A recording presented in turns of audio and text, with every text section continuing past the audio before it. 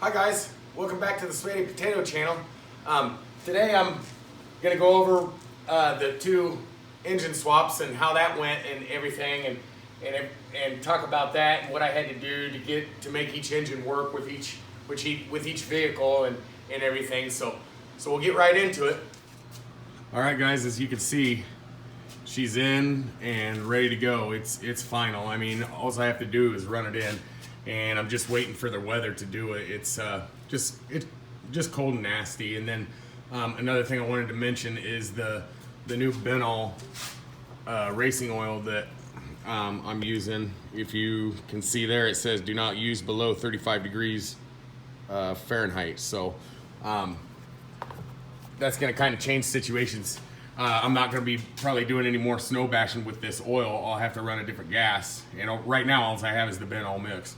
So I'm not going to be, running them out in the cold and stuff like that. Plus, with my motorcycle accident and everything, my nerves don't handle well with it. And then here's the Rovin with the engine installed in it. And we kind of turn these around and kind of show you how everything fit in. One thing I had to do for the throttle linkage is there's a piece of plastic that kind of extended down part of the shroud, for the fan or whatever, and I had to trim the piece of that off. But yeah, that's for the throttle linkage, I had to do that, and then I also had to swap these arms out for the butterfly because the Rampage was different than the Rovan, and then the same on the Rampage, I had to switch it out. Also, I'll show you guys that. But there's just a couple minor modifications I had to do to get this engine to get in, to sit in here, and it really wasn't that bad. The only bad part was, I'll explain that later. But yeah, let's go back over here to the Rampage and we'll get her turned around. And this engine it went in so nice. It just fits so clean. And then what I did for the air filter, I know it's real close to my throttle servo, but I've checked it out and it just barely is skimming the foam. So I'm not worried about it. I mean, it might chew up the foam a little bit after time, but I mean, those are cheap. So, and then I rerouted my fuel lines and tied them up a little bit nicer.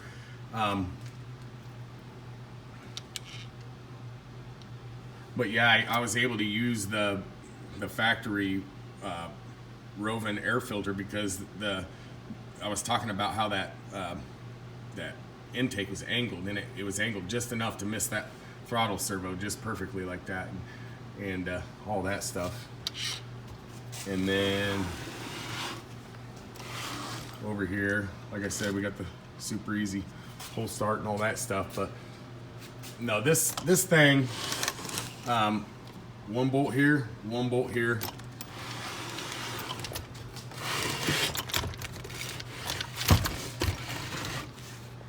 One, two, three bolts there.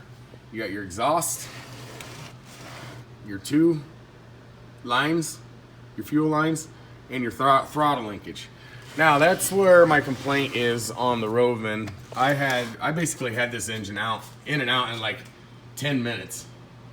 It didn't take me long at all, and I couldn't believe. I was like, am I missing something? What's going on here? Why is this going together so easy? But everything worked out just awesome.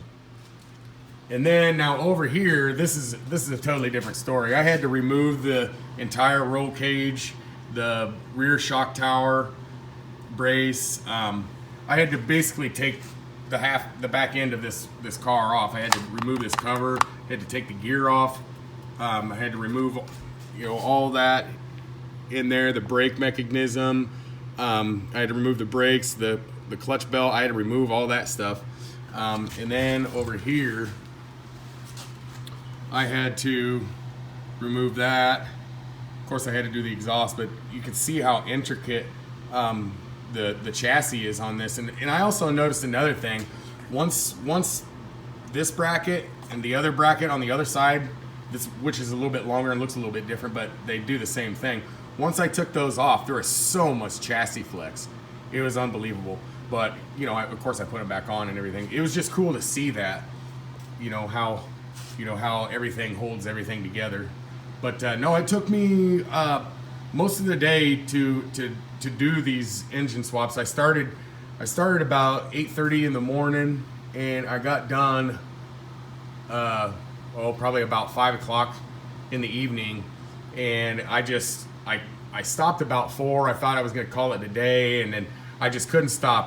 The only thing I had to do left by that time was put the roll cage on, the Rovan and the wing, and that was it. And it was ready to go. And then I did fire it up last night and give everybody a sneak peek of what it's gonna run, what that 30cc Redcat engine is gonna run like on that Dominator pipe in the Rovan setup.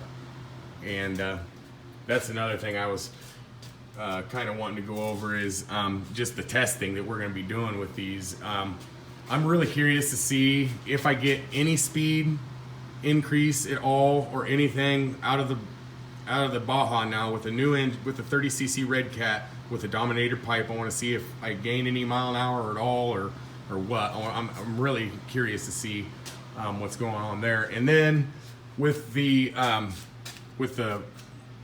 Rampage, I'm pretty sure I'm probably going to gain some speed just because this is a way newer engine, and it's got a lot of compression, and I think it's probably a higher rever than those HYs. I was talking to Dimitri about them, and me and him are both pretty convinced that those Redcat engines, those HY engines, don't rev near as high as the CYs. So now I'm set up with a CY engine and 32cc and all that stuff. So no, that's kind of what I wanted to go over with you guys. And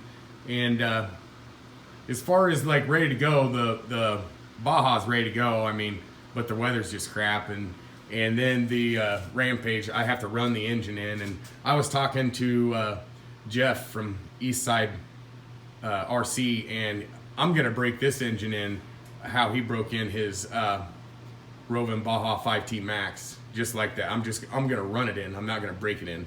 That's what I'm gonna do with the 50-to-1 oil gas ratio. I think that, that's the best way to go. So yeah, guys, I got both engines in. It took me an entire day to do it, and I know I probably could have done it quicker, but I was just trying to go slow and just make sure I didn't miss anything or forget to tighten anything or anything like that. So I just did it all slow and everything, and one of these days, when the weather straightens up, we'll be running this one in, and I'm really excited to see that. And then after we run it in, I'm gonna run it in on camera, and then after we run it in, then the next video will probably be testing, and then the Baja, we're just going to test her right out of the box because that engine's been running for quite some time now. So I hope everybody enjoyed today's video. If you did, make sure you give it a thumbs up.